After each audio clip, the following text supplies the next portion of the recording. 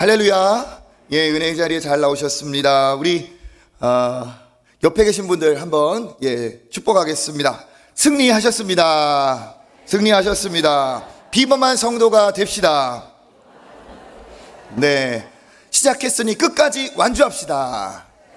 네, 시작했으니 끝까지 완주합시다. 아멘. 예, 우리 목사님이 구호를 외쳤지만 주제를 외쳤지만 우리 다시 한번 외쳐보도록 하겠습니다. 제가 평범해서 하면은 어떻게 하시겠어요? 그렇게 하면 되겠죠? 제가 한번 딱 주먹을 쥐고 우리가 비범하게 진짜 하나님 앞에 은혜 받고 살겠다 하는 마음으로 한번 해보겠습니다. 평범해서 비범으로, 평범해서 비범으로. 할렐루야. 아멘. 네, 감사합니다. 우리 초등학교 우리 유치부 한번 손 한번 들어보세요. 네, 초등부, 유치부, 유년부. 우리 박수 한번. 예. 자, 우리 중학생들도 있습니다. 우리 중학생, 고등학생 한번 손 들어보실래요? 네, 우리 박수 한번 하겠습니다. 네, 우리 청년부 위해서 박수. 네, 우리 자녀들 또 우리 사랑하는 가족들 함께 하셔서 정말 기쁩니다. 자녀들에게 이런 것들을 이렇게 보여주는 것도 부모로서 참 너무 귀한 신앙의 유산입니다.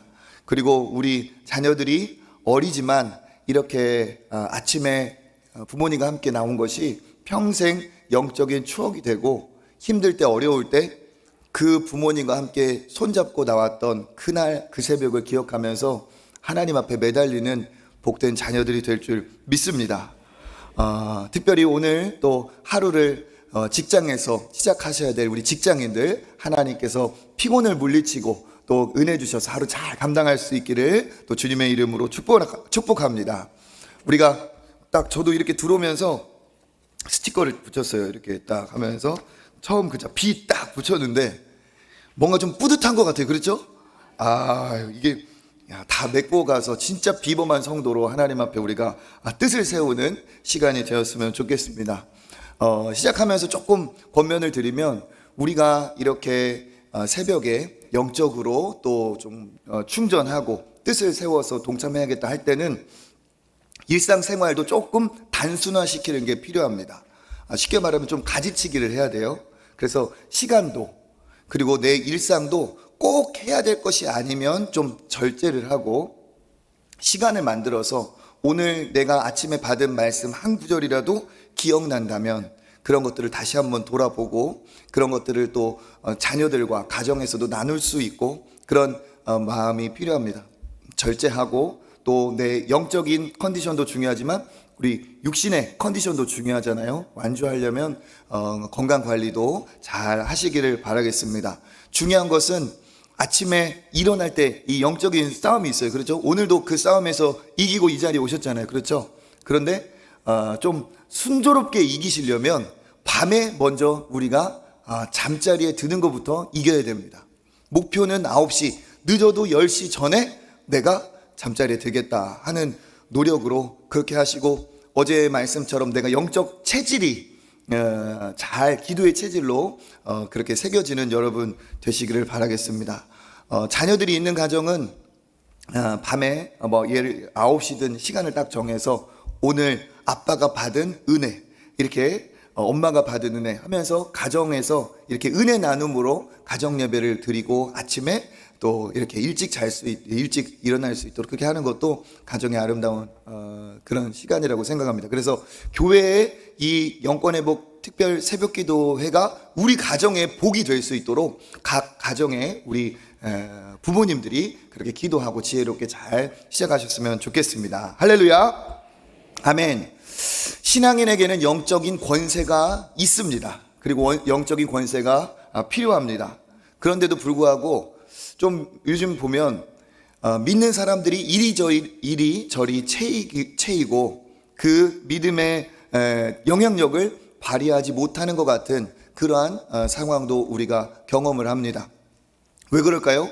우리의 물론 연약함도 있겠지만 세상의 권세, 사탄 마귀, 즉 우리의 대적이 반드시 분명히 존재하고 있기 때문입니다. 신앙은 영적 전투입니다. 신앙생활이 그냥 순탄한 것이라고만 생각해서는 안 됩니다. 성령이 우리를 도우시고 하나님께서 인도하시기 때문에 선하신 길로 인도하시고 궁극적인 승리는 정해진 거지만, 우리도 있잖아요. 전쟁과 전투는 달라요. 그죠? 전쟁은 크게 보는 것이고, 전투는 각 그 전쟁 안에 일어난 그 치열한 싸움들이죠. 그러니까 우리가 영적 전쟁에서는 하나님께서 궁극적으로 승리를 주셨지만, 내가 하루하루 싸워 나가야 될 영적 전투는 반드시 존재한다는 사실입니다. 그러니까 이 전투라는 사실을, 우리가 신앙생활이 전투라는 사실을 기억하고 우리가 임해야 되겠죠. 특별히 신앙인들이 왜 힘없이 넘어지는가? 그것은 바로 영적 권세를 놓쳤기 때문에 그렇습니다. 좀 울리는데 좀 조절 좀 해주세요. 영적 권세가 없다, 이건 문제입니다. 요한복음 1장 12절에 영접하는 자, 곧 그 믿는 자들에게는 하나님의 무엇이 되는 자녀가 되는 권세를 주신다 약속하셨습니다. 자녀가 되는 권세. 그러니까 영적 권세는 하나님의 자녀에게 당연한 것이고 하나님이 주십니다. 그런데 이 영적 권세를 얼만큼 내가 누리고 그 영적 권세로 승리를 하느냐, 이 차이가 되는 거겠죠. 영적 권세가 있어야 신앙생활도 승리할 수가 있습니다. 딱 신앙생활을 끌려가듯이 마지못해서 힘들게 지쳐서 하는 사람이 있는가 하면, 영적 권세를 가지고 신앙생활을 누리는 사람도 분명히 있다는 사실이죠. 저는 우리 여기 계신 모든 성도분들, 그리고 우리 초청교회 모든 분들이 이 영적 권세를 가지고 이 영적 전쟁, 영적 전투에서 매일의 승리를 경험하시는 저와 여러분 되시기를 주님의 이름으로 축복합니다. 영적 권세가 있으면 어떻게 되느냐? 안목이 있어요. 영적 권세가 있는 사람은 영적 안목이 있어서 보는 것이, 이 보이는 것이 전부가 아닙니다. 보이는 것 그 이면에, 보이는 것 그 이상을 보는 것이 영적 권세가 있는 사람입니다. 영적 권세가 있는 사람은 이 현상만 보지 않고 그 이면에 역사하는 악한 영, 사탄 마귀의 그런 전략, 그런 권세들을 간파하게 되어 있습니다. 그래서 그 보이는 것으로만 어떤 사람의 말, 어떤 사람의 행동으로서만 판단을 하는 것이 아니라 그 이면에 역사하고 있는 영적 존재가 지금 어떻게 움직이고 있는지를, 영적 흐름을 볼 수 있는 눈이 있습니다. 그래서 그에게는 세상에서 죄, 그리고 이 땅에 역사하는 악한 영들에게 이길 수 있는 능력이, 이길 수 있는 가능성이 훨씬 높아집니다. 그래서 신앙인이라면 이 영적인 힘, 육신의 힘도 중요하겠지만 영적인 힘도 분명히 필요하고 중요하다는 사실이죠. 그런데 이 영적인 권세는 어디서 오느냐? 말씀드렸던 것처럼 아무리 내가 팔씨름을 잘하고 운동을 잘하고 뭐 해도 영적인 힘이 거기에서 나오지 않습니다. 영적인 힘은 하늘로부터 주어지는 것이고, 영적인 힘은 하나님으로부터 우리가 받아 누리는 거죠. 그렇기 때문에 이 하나님과의 관계가 영적인 힘의 아주 핵심이라는 거예요. 쉽게 말하면 하나님과 친밀할수록, 하나님을 자주 대면할수록, 하나님과 그가 늘 동행하는 인생을 살려고 애쓰고 그와 같이 하는 사람이 어때요? 영적인 권세가 있는 사람이 됩니다. 우리에게서 나오는 것이 아니고 하나님께로부터 받는 것이기 때문에 그렇죠. 그래서 세상의 소리에 휘둘리지 않는 사람은 어떤 사람이냐? 하늘의 소리를 듣는 사람이에요. 하나님의 음성을 들었기 때문에 사람의 소리에 좌지우지 되지 않는 거예요. 이 세상의 소리에 넘어지거나 우울하거나 그걸로 분노하지 않는 사람은 어떤 사람이에요? 하나님의 음성, 하늘의 소리를 들었기 때문에 이 땅에 있는 것으로 일희일비하지 않습니다. 하나님을 대면하지 못하면 세상이 두려워지고, 하나님을 대면하고 사는 사람은 세상에 우리가 담대하게 승리할 수 있는 것이죠. 그래서 중요한 건 무엇이냐? 우리가 영적인 권세를 가지고 이기고 승리하며 믿음의 길을 가는 것을 하나님이 원하시고, 이것이 우리에게 주어진 특권이라는 사실입니다. 이걸 놓치고 살면 내가 죽어서 천국은 갈 수 있겠죠. 그렇지만 살아가는 그 걸음걸음 순간순간이 매일 이리 채이고 저리 채이고, 이 사탄의 유혹에 넘어지고 이 공격에 또 상처받고 겨우 일어나서 그냥 근근히 살아가는 인생 정도가 된다는 사실입니다. 직장에서도 영권이 있는 직장인과 영권이 없는 직장인은 달라요. 믿음이 있는 부모와 믿음이 없는 부모는 다릅니다. 영적 권세가 있는 자녀와 없는 자녀는 분명히 다르다는 것이죠. 그래서 여러분, 이번 가을에 우리 이 특별하게 이 아침을 영적인 특별 훈련이다 라고 생각하시고, 여러분들이 우리의 육신을 또 이기고 우리가 영적으로 더 충만하여지는 복된 계기가 되시기를 주님의 이름으로 축복합니다. 예, 우리가 5날을 출발하면서 잠깐 서론을 읊었습니다.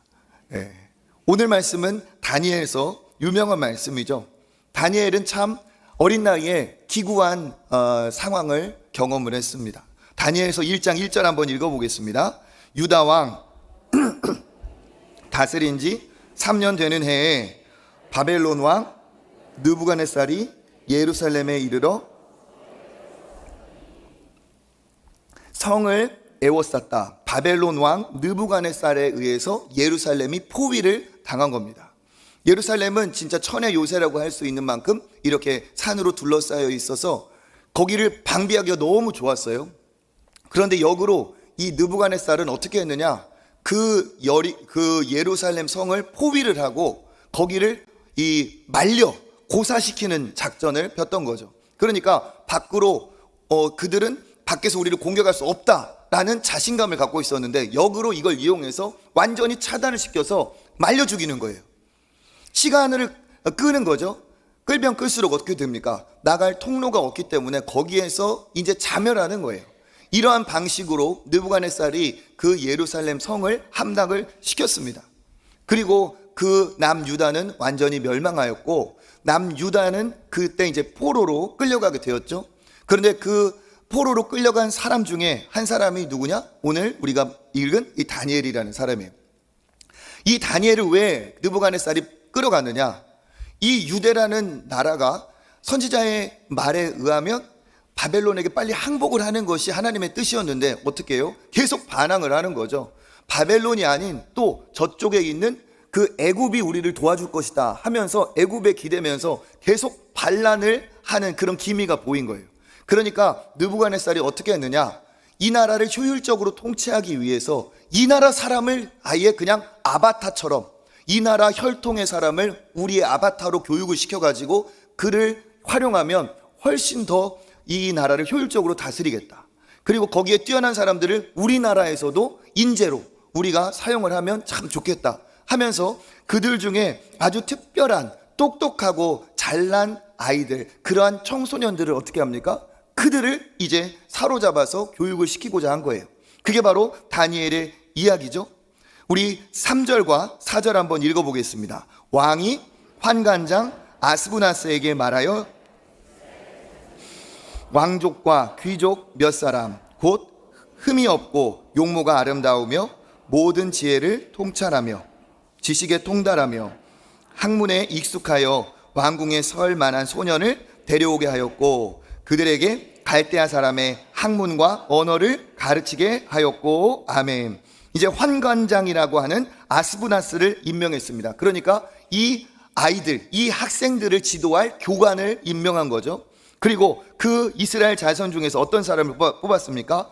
왕족과 귀족, 그러니까 혈통부터 특별한 왕족과 귀족, 그리고 외모로 보면 흠이 없고 용모가 아름다운, 외적으로도 아주 빼어난 그러한 학생들, 그리고 그 외모뿐만 아니라 무엇이 통찰합니까? 지혜와 지식이 통찰하고 통달하며 학문에 익숙해, 그러니까 아주 영특한 그러한 인재들이죠. 그러한 소년들을 데려오게 하였고, 소년들, 그러니까 어느 정도 나이가 들었으면 머리가 굳어지기 전에 어린 나이에 데려온 거죠. 소년들을 데려오게 하였고, 추정하면 지금 한 우리 중등부 학생 정도, 고1 한 그 정도 미만일 겁니다.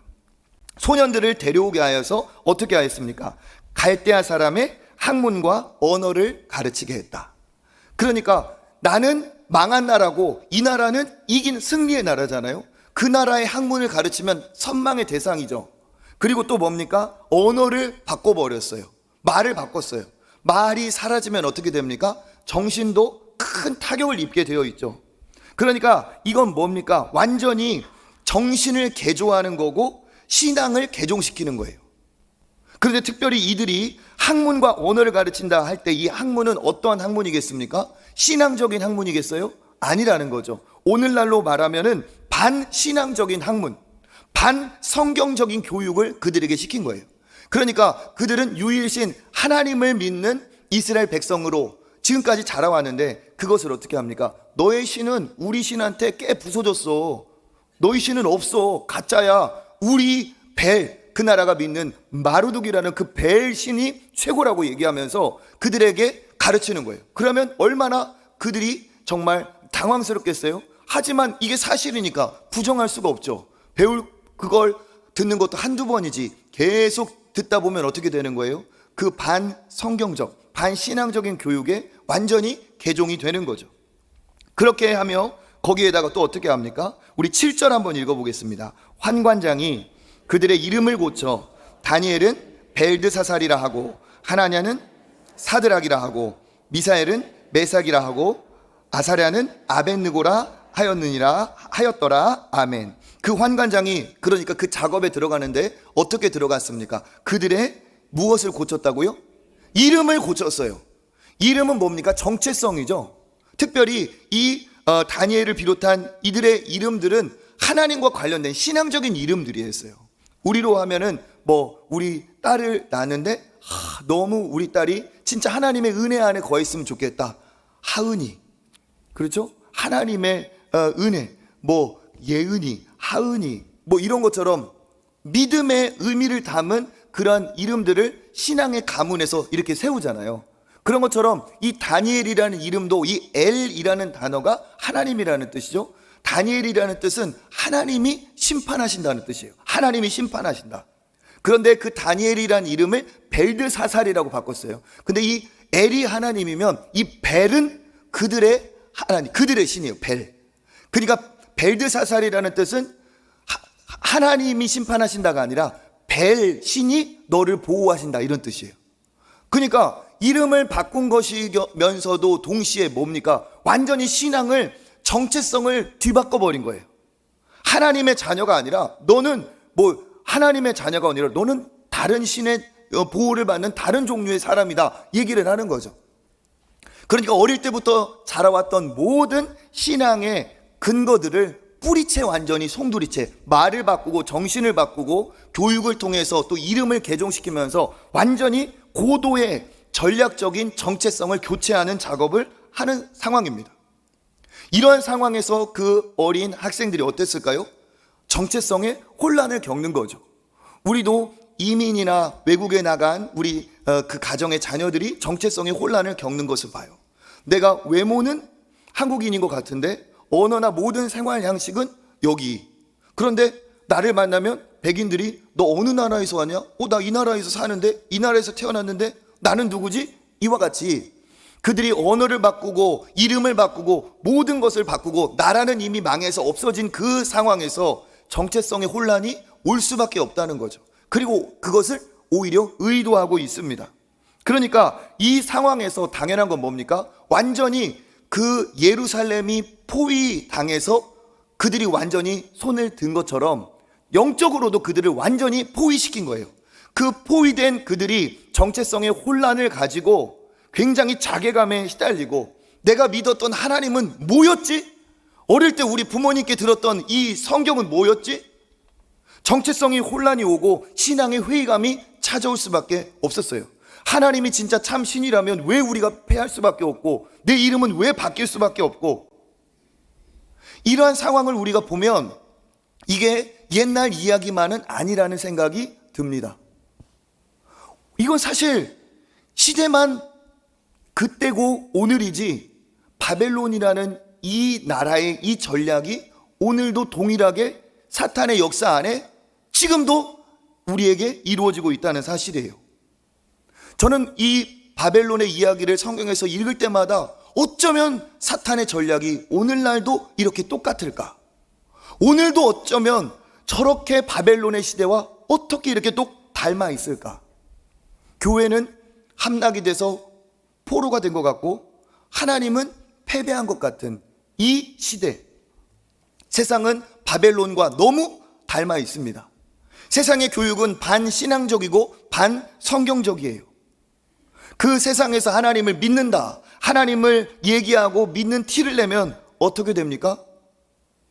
덜 떨어진 사람, 아직도 깨닫지 못한 사람, 아직도 정신이 깨어나지 못한 그런 부류로 생각을 한다는 거예요.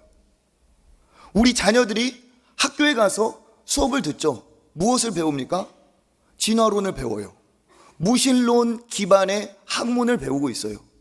거기에 뭐 오스트랄로피테쿠스가 어쩌고 저쩌고 네안데르탈인이 어쩌고 저쩌고 막 그런 얘기를 할 때 그 학생이 부모님께 배운 대로, 교회 성경의 가르침대로 하나님이 만들었다라고 용기를 내서 발언을 하면 그것을 가르치는 교사에게 다수의 둘러싸인 하나님을 인정하지 않는 친구들에게 어떠한 취급을 받을까요?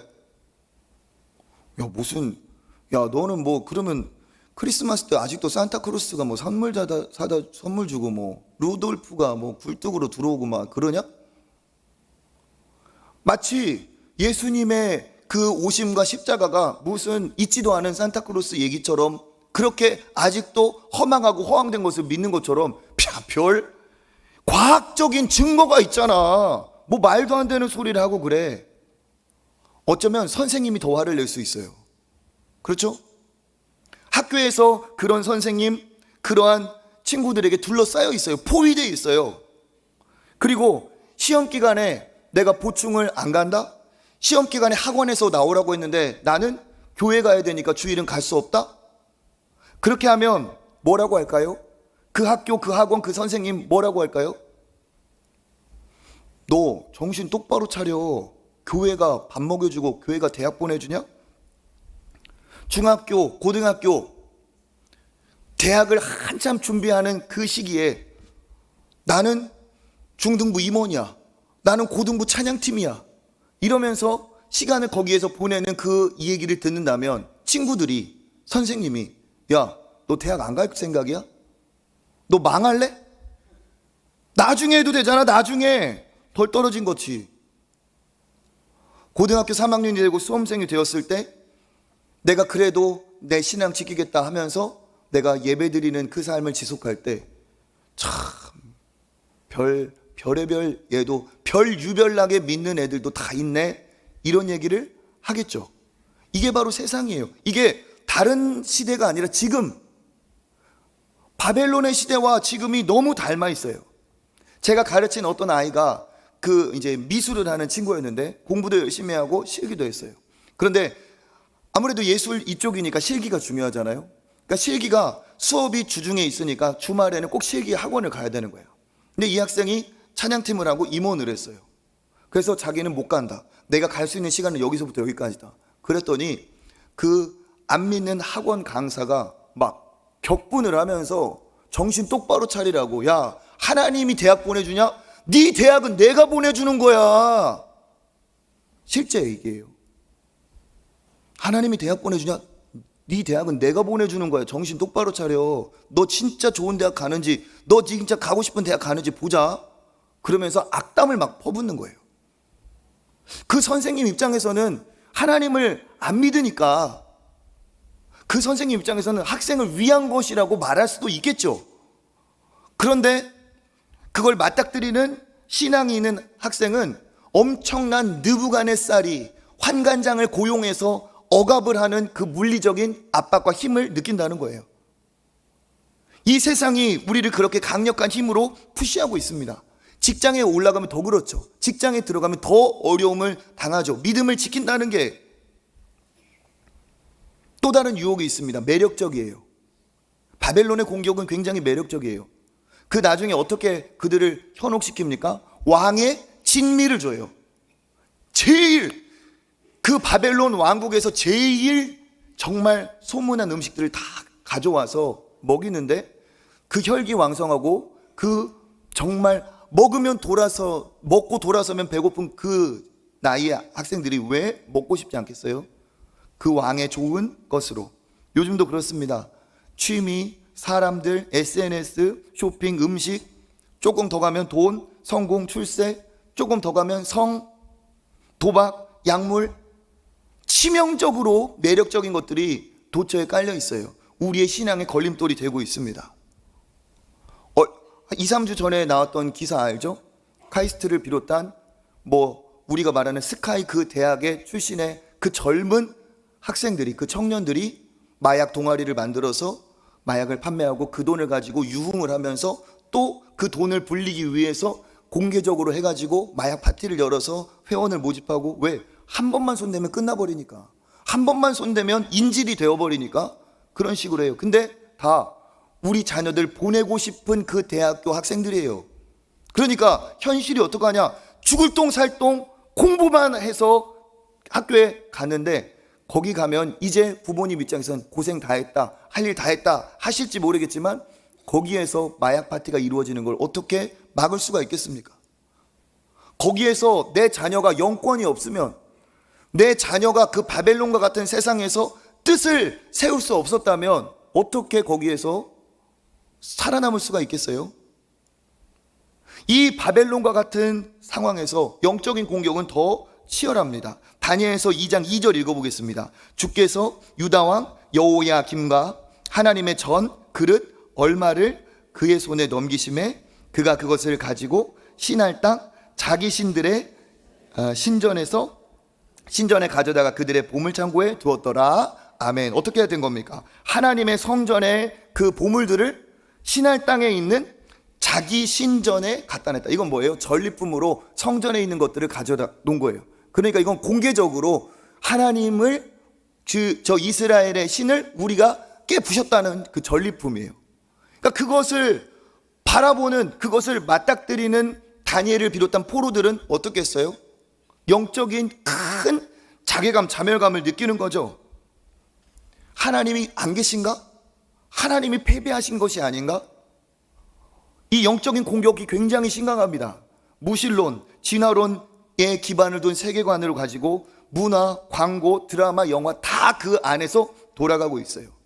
그 모든 영상, 그 모든 문화가 말하는 게 신은 없다. 신앙은 연약한 자들이 택하는 거고, 연약한 자들이 신을 만들었지, 신이 인간을 만드는 게 아니라 연약한 인간이 신을 만들었다. 신은 없으니까 주도적이고 주체적으로 살아라.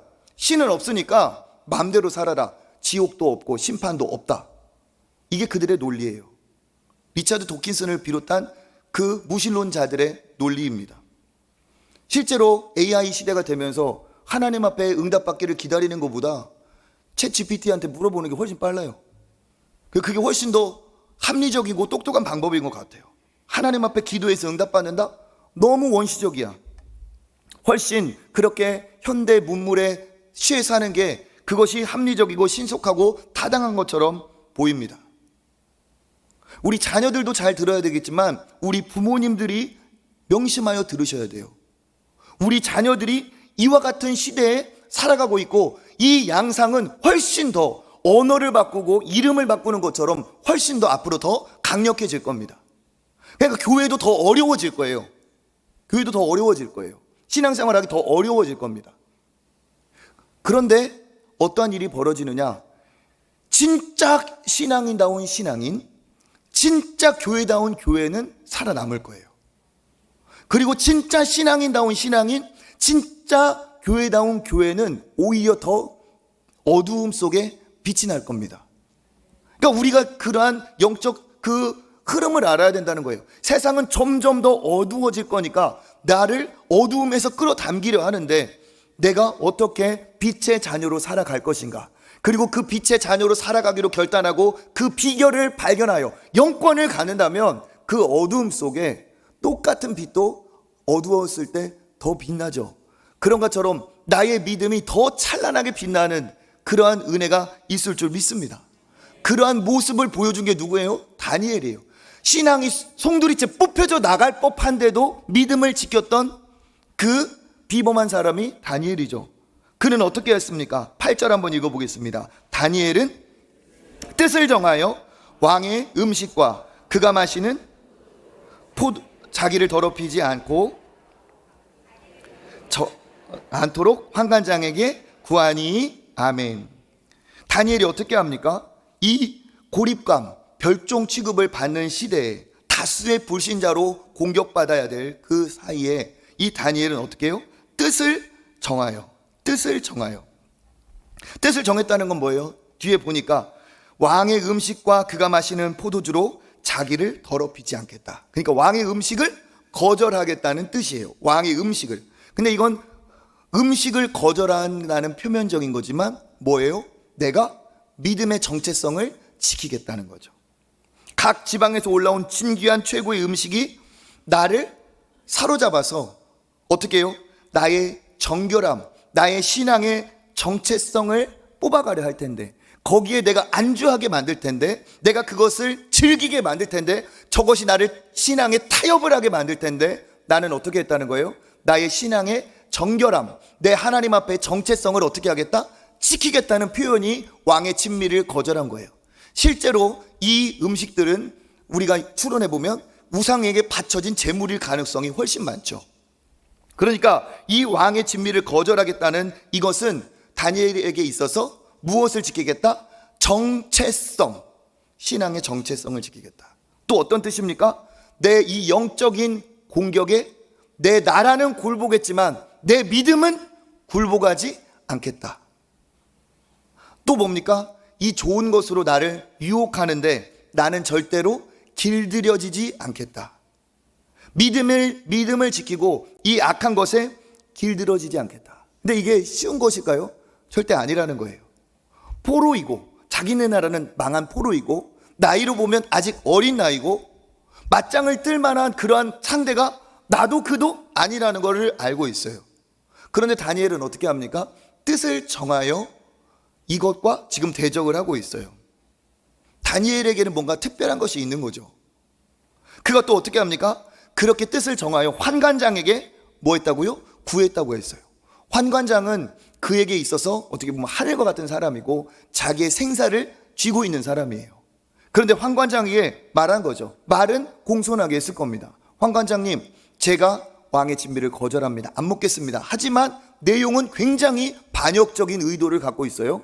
그러니까 환관장 입장에서는 이것이 목숨을 걸고 하는 얘기고 어떻게 받아들여질 수 있겠습니까? 야, 너 내가 환관이라고 무시하는 거야 뭐야?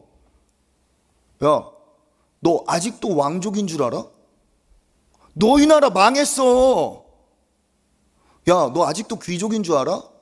개뿔도 없어. 너 우리나라에 잡혀온 거야. 너 내 한마디면 어떻게 돼? 너 내 한마디면 완전히 죽을 수도 있어. 이렇게 억압을 할 수 있는 권위가 그에게 있어요. 그런데 어떻게 해요? 나는 거절하겠다는 거죠. 어떻게 이런 게 나왔겠습니까? 그에게 뜻이 있었다는 거예요. 그 내면에 견고함이 있었고 내면에 갖고 있는 그 내면의 강함이 외적으로 드러난 거죠.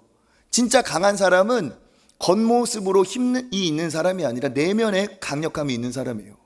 내면이 강력해서 그 앞에 있는 사람이 권위가 있고 권세가 있다 할지라도 그 앞에서 내 의견을 당당히 말할 수 있는 게 진짜 힘 있는 사람이에요. 세상은 어떻게 해요? 강자 앞에서 약하고 약자 앞에서 강하죠.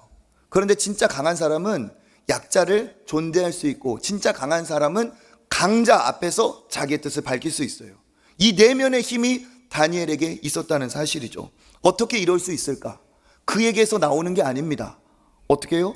하나님과 함께하는 그가, 나중에 다니엘을 읽어보시면 알겠지만 다니엘은 하루에 3번씩 정하여 하나님과 대면을 하는 기도의 사람이었어요. 그는 하나님과, 나라는 망했지만 하나님과 그는 접속된 사람이었고 하나님과 소통하는 사람이었고 왜 나라가 망했는지를 영적인 깨달음을 갖고 있었고 그리고 누구보다도 하나님이 나를 사랑하시고 내가 하나님을 사랑한다 고백하는 사람이었어요. 그러니까 이 다니엘은 모든 것이 하나님의 섭리 안에 움직이는 것이고 저 바벨론 느부갓네살이 허수아비고 진짜 왕은 하나님이라는 것을 확신하고 있었습니다.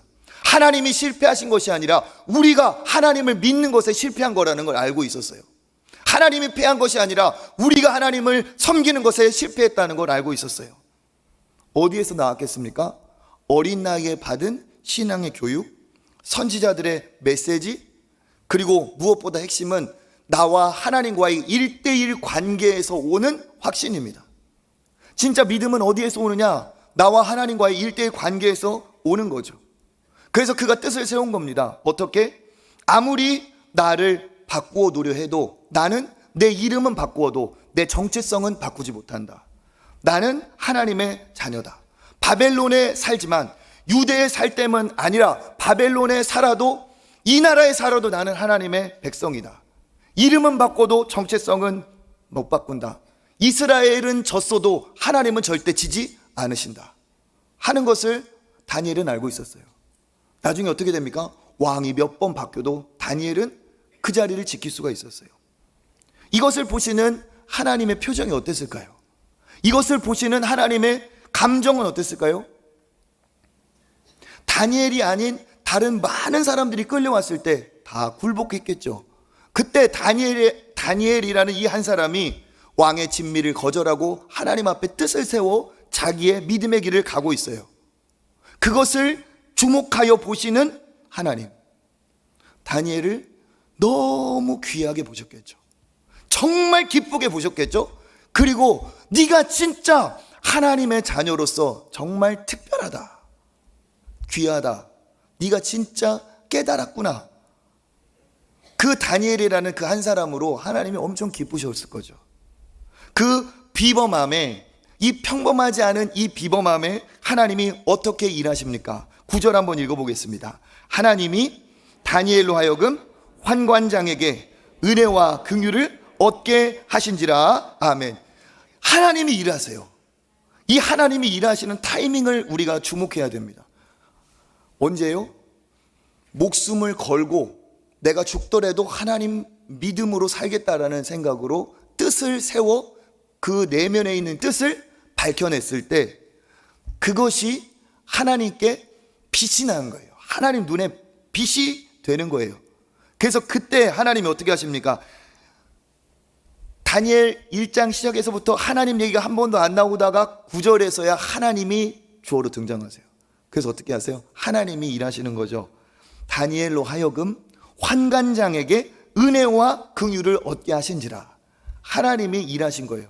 그래서 이 환관장이 화를 내고 오히려 이 다니엘을 아주 묵사발을 만들어야 이게 맞는 상황에 하나님이 다니엘을 보시고 기쁘게 여겨서 그 환관장의 마음을 바꿨어요. 어떻게? 부드럽게. 아, 저 친구에게 은혜를 베풀어 주고 싶다. 저 친구를 정말 긍휼히 여겨주고 싶다. 그런 마음이 환관장에게 있었어요. 그 다니엘의 말과 행동, 얼마나 하나님의 자녀답고 정결하고 거룩했기에. 다니엘이 이랬다 저랬다 하고 믿을 만한 사람이 아니었다면 절대 안 그랬겠죠. 그런데 다니엘은 특별한 하나님의 사람처럼 살았고 그 짧은 순간이지만 그것을 보였던 사람이에요. 하나님이 환관장의 마음을 만지셔서 은혜와 긍휼을 얻게 하시고, 우리 10절 읽어보겠습니다. 시작. 환관장이 다니엘에게 이르되 내가 주 왕을 두려워하노라. 그가 너희 먹을 것과 너희 마실 것을 지정하셨거늘 너희 얼굴이 초췌하여 같은 또래의 소년들만 못한 것을 그가 보게 할 것이 무엇이냐. 그렇게 되면 너희 때문에 내 머리가 왕 앞에서 위태롭게 되리라 하니라. 아멘. 다른 또래들과 네가 달리 보이면 어떡하냐. 뭐죠?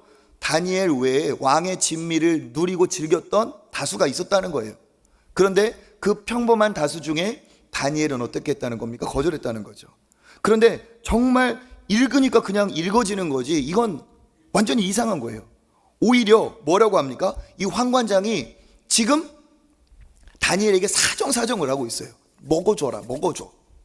내가 진짜 우리 왕이 너무 무섭다. 좀 먹어줘라. 네가 다른 애들하고 이 진미를 안 먹어서 얼굴이 다르게 보면 내가 어떻게 하냐. 난 죽을 거야. 내 머리가 달아날 거다. 제발 좀 먹어줘. 이게 정상입니까? 그가 사로잡힌 거지. 앞뒤가 바뀐 거예요. 이때 권세는 환관장에게 있지 다니엘에게 있지 않습니다. 그런데 다니엘이 뜻을 정해서 말을 하고 환관장은 제발 좀 먹어달라고 사정을 해요. 이게 뭡니까? 이게 영권이에요. 하나님을 대면하는 사람이 세상에 하나님의 뜻을 펼쳤을 때 세상이 굴복하는 일이 분명히 있습니다. 왜? 그와 같은 것을 하나님이 너무 기뻐하셔서 환관장에게 은혜와 긍휼을 입게 하신 것처럼 믿음의 사람이 무서워, 내가 이렇게 했다가 내 기득권이 날아가면, 내 자리가 날아가면, 내 소유가 날아가면 어떡하지? 내가 본전도 못 챙기면 어떡하지? 하면서 주섬주섬 자기 본전만 챙기려고 하는 시대에 뜻을 세워서 나는 죽더라도 믿는 자로 죽겠다라는 생각으로 저는 이렇게 살겠습니다, 저는 이렇게 하겠습니다 라고 말할 때 하나님이 어떻게 바꾸신다는 거예요? 권세를 그 사람에게 준다는 거예요. 하나님의 뜻대로 움직이는 자에게 권세가 있다는 사실입니다. 거기에서 환관장이 사정을 하죠. 그러면서 이야기는 진행이 됩니다. 그 다음에 어떻게 되었을까? 그거는 나중에 또 하겠습니다. 여기까지, 오늘의 말씀은 여기까지예요. 핵심은 뭐냐? 하나님의 개입이 언제 일어나느냐? 외부의 악한 힘, 유혹, 압력에 모두 엎드릴 때 길들여지지 않는, 굴하지 않는 비범한 사람을 통해 하나님이 일하십니다. 하나님이 능력이 없는 것이 아니라 하나님의 역사를 일으킬 그 사람이 부족한 거예요. 하나님이 찾으시는 비범함은 누구냐? 여전히 바벨론 같은 상황에서도 여전히 하나님을 신뢰함으로, 하나님 편에 섬으로, 하나님께 모든 것을 걸므로 세상에 길들여지지 않는 그 사람을 통해 하나님은 일하십니다. 우리가 진짜 하나님의 자녀라면 아버지 하나님을 조롱하고 무시하고 아버지의 자리를 탈취해서 주인 노릇하고 왕 노릇하는 이 시대에 어떻게 반응하는 것이 우리가 하나님을 아버지라고 부르는 자녀의 자리이겠습니까? 누군가가 내 아버지를 욕한다면 아유, 화가 많이 나셨군요, 우리 아버지가 잘못하셨나 보네요, 그러겠어요? 네가 뭔데 우리 아버지를, 이렇게 하겠죠. 세상은 우리 아버지를 조롱하고 욕하고 없다고 하고 있어요. 없인 여기고 있어요. 그 시대에 내가 진짜 하나님의 아버지의 자녀이고 하나님의 은혜로 산다면 어떻게 살아가는 것이 맞는가? 뜻을 정하는 거죠. 뜻을 정해서 이 세상 권세에 당당히 맞서고 하나님이 살아계시다는 것을 나를 통해 보여주고자 하는 그 사람을 하나님 기뻐하시는 줄 믿습니다. 그 사람을 통해 하나님은 일하십니다. 신바벨론의 시대예요. 신바벨론의 시대, 진화론의 시대, 무신론의 시대, 과학 만능주의, 물질 만능주의, 인공지능의 시대. 이때 뜻이 있어야 돼요. 하나님이 나를 통하여 일하시기를 원한다. 하나님이 나를 통해 드러나시기를 원한다. 네가 없다고 한 하나님 내 삶으로 보여주겠다. 반드시 너의 입에서 하나님 계시구나, 내 삶을 통해 내가 보여주겠다 하는 뜻이 있는 사람. 세상이 그렇기 때문에 우리가 비범해야 될 이유입니다.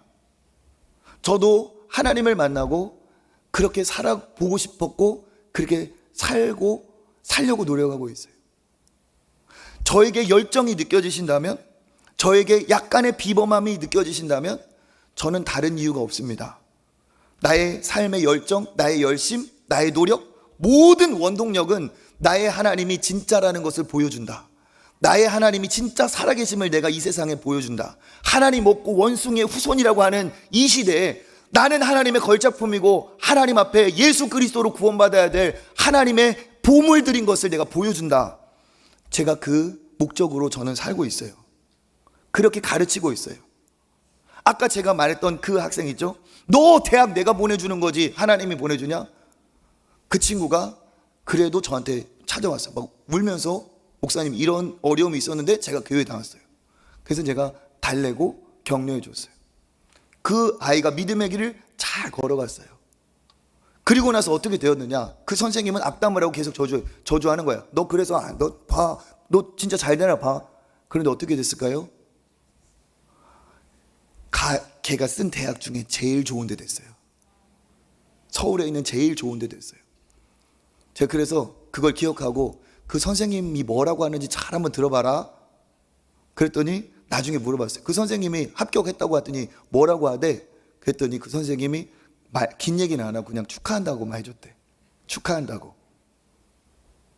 그리고 서울에서 신앙생활 잘하고 지금은 교회에서 선교하고 열심히 봉사하다가 그 교회에서 좋은 신랑감을 만나고 결혼해서 너무 행복하게 살고 있어요.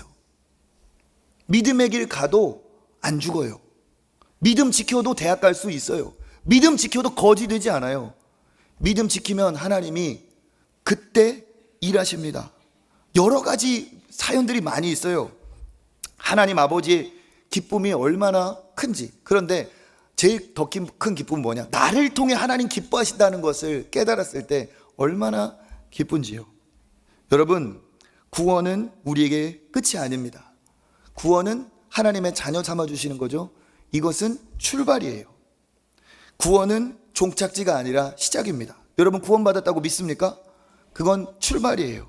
내가 주인된 삶에서 하나님을 주인된 삶으로 이제는 내가 하나님의 자녀로서 나를 통해 행하실 일을 이 땅에 보여주는 삶의 출발입니다. 왜 우리가 비범하게 살아야 되겠습니까? 이 비범했던 다니엘과 같이 시대가 악한 바벨론의 시대가 되어 있어요. 하나님은 비범한 사람을 찾으시고 하나님은 그를 통해 일하기를 원하십니다. 골리앗 앞에 엎드려 있는 수많은 사람을 통해 일하는 게 아니라, 왕인 사울을 통해 일하는 것이 아니라, 그 골리앗이 하나님을 대면했기 때문에 우습게 보이는 그 다윗과 같은 한 사람을 통해 하나님은 일하십니다. 세상에 강한 조류들이 우리를 휩쓸어 가고 있어요. 그때 어떻게 살아야 되겠습니까? 우리는 목적지가 있기 때문에 그 역류하는, 거슬러가는 연어와 같이 신앙과 실력을 겸비하고 바른 인격과 인성으로 영권이 있는 신앙인이 돼서 세상에 보여줘야 됩니다. 하나님이 진짜 있다, 하나님이 진짜 있다라고 말하려면 내가 가짜처럼 살면 안 돼요. 내가 진짜로 하나님 살아계신 하나님의 자녀답게 삶에서, 학업에서, 내 모든 것에서 진짜 배기처럼 보여주면, 그렇게 살면 실력은 따라오는 것이고, 내가 굴하지 않는 믿음으로 내가 하나님 아닌 것에 무릎 꿇지 않고 살면 영권은 드러나게 되어 있어요. 그들 앞에서 그들이 우리를 두려워하게 됩니다. 아, 진짜 뭐 있나 보다, 진짜 뭐 있나 보다, 진짜 자는 진짜 하나님이 도와주는 사람 같다, 이런 얘기가 드러나는 거예요. 대충 살 때 이런 일이 나를 통해 일어나겠습니까? 아니에요. 하나님께 걸 때, 이 다니엘과 같이 굴복하지 않고 길들여지지 않는 영적 야성을 가지고 갈 때 그 사람을 통해 하나님의 역사가 일어나는 줄 믿습니다. 여러분, 하나님 믿는데 결코 겨우 믿고 천국 가는 정도로 만족하지 마시길 바라겠습니다. 영생을 얻었다면 유한한 것에 굴복하지 말고, 영원한 것을 얻었다면 유한한 것에 목숨 걸지 말고, 한 번 사는 인생, 구원받은 인생, 지금 죽어도 천국에서 눈뜬 인생, 눈뜰 인생, 하나님을 위해 살고 하나님께 걸고 비범하게 사시는 여러분 되시기를 축복합니다. 이번 특세에 이러한 영적인 권세를 회복하는 비범으로, 평범에서 비범으로 향하는 여러분 되시기를 주님의 이름으로 축복합니다.